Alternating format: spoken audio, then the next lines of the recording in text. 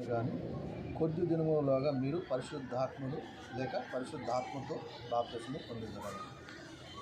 అంటే ఈ పరిశుద్ధాత్మ ఎలాగూ బాప్తిస్మం ఇస్తాడు, ఎలాగ ఇస్తున్నాడు అని అంటే చూడండి, ఈ శరీరం కదలాలంటే ఆత్మ లేకుండా శరీరం కదలదు. ఆత్మ లేకుండా శరీరం ఉందనంటే అది మృతమైనది. అందుకని ఆత్మ ఏం చేస్తుంది అంటే చూడండి, ఈ బైబిల్ పట్టుకుని ఎలాగ చేస్తుంది, చూసి ఎలాగ చేస్తుంది, ఏదైనా మాట్లాడాలని చేసింది. అందుకనే పేతురు గారు అంటారు, ఆత్మ వాక్శక్తి ఇచ్చిన కొలది వాళ్ళు మాట్లాడుతున్నారని చెప్తారు బైబిల్. అంటే అక్కడ ఈ బాప్తిజం చూడండి, ఈ శరీరము ఒప్పుకోవడానికి లోపల ఆత్మ ఉండి ఆత్మ ద్వారాగా ఈ బైబిల్ పడుతుంది. ఆ విధంగానే పరిశుద్ధాత్మ ఎలాగో బాప్తిజం ఇస్తున్నాడంటే అక్కడున్న అపోస్తుల్లోనికి, అక్కడున్న సంఘములోనికి 120 మందిలోనికి మరి పరిశుద్ధాత్మ ప్రవేశించడం అంటే స్వయంగా యేసుక్రీస్తు పునరుత్థానమైన తర్వాత ఆయన క్రీస్తుగా వారి లోపల ప్రవేశించాడు. చూడండి, అందుకనే పురంజి రాసిన ఆయన నేను మీలో ఉండి సంచరిస్తానంటాడు. కాబట్టి సహోదరులారా, మరి ఈ యొక్క బాప్తిజం ఇచ్చేది పరిశుద్ధాత్మ దేవుడు, మనం కాదు. మరి ఖచ్చితంగా పరిశుద్ధాత్మ దేవుడు యేసుక్రీస్తు నామమున బాప్తిజం ఇస్తున్నాడు. ఖచ్చితంగా ఇక్కడ మనుషులు చూడాల్సిన అవసరం లేదు. ఖచ్చితంగా ఇక్కడ దేవుని యొక్క ఆత్మ చేత ఈ కార్యం కాబట్టి నిజంగా మరి ఆత్మలో మరి దేవుని యొక్క ఆత్మ చేత మరి ఇక్కడ ఒక బిడ్డ జన్మించడం అంటే క్రీస్తులోనికి వెళ్ళటం, క్రీస్తు ద్వారాగా దేవునికి కుమారుల్ని మరి దేవుడు అనుగ్రహించుకోవడం, మరి ఆయన సంపాదించుకోవడం. మనం అంతా ఎఫెసీ రాసిన పత్రిక మనం చూస్తున్నాం. జగత్తు పునాదులు వేయబడక మునిపే ప్రేమ చేత క్రీస్తులు ఆయనకి పరిశుద్ధమైన కుమారులు ఏర్పరచుకున్నారు.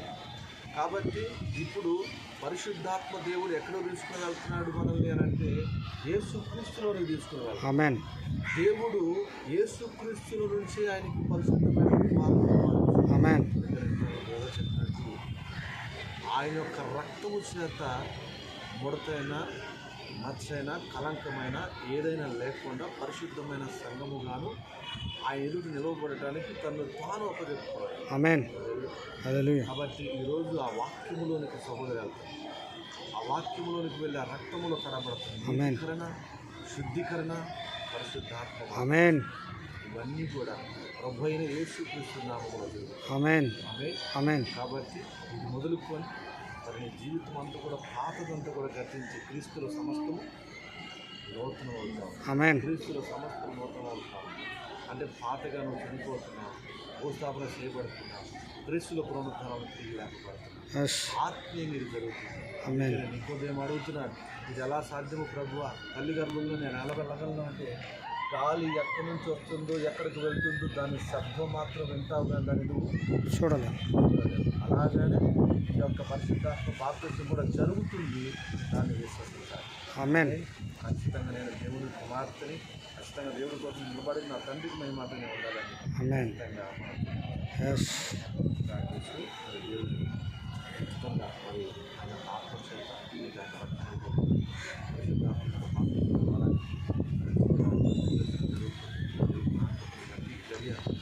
దేవదూతలంతా కూడా ఎంతోమంది సంతోషిస్తూ ఉన్నారు. మరి మరణాన్ని జీవించడానికి ఒక కుమార్తె సిద్ధంగా నిత్య జీవాన్ని సంపాదించుకోవడానికి ఒక కుమార్తె దేవుని యొక్క కృపను బట్టి ఎంతో ఆనందంగా ఉంది. మరి ఖచ్చితంగా మనం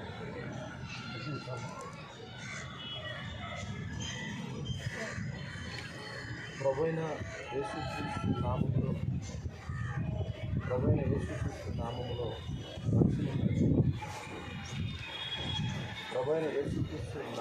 మనం బాప్తిజం తీసుకున్న దేవుని కుమార్తెగా మాట్లాడి యేసుక్రీస్తు వారు నీ పాపాలు కోరుతుంది, నీ శాపం నువ్వు పొందాల్సిన దెబ్బలు, మరణము సమస్తము ఆయన నెరవేర్చి నువ్వు విడుదల చేస్తాడని ఆయన నామంలో రక్షణగా మాట్లాడు.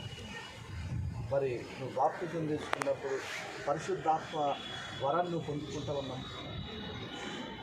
మరి ఈరోజు ఇక్కడున్న సహోదరులు ఇచ్చిన సాక్ష్యంగా దేవుడు మరి నాకు ఇచ్చిన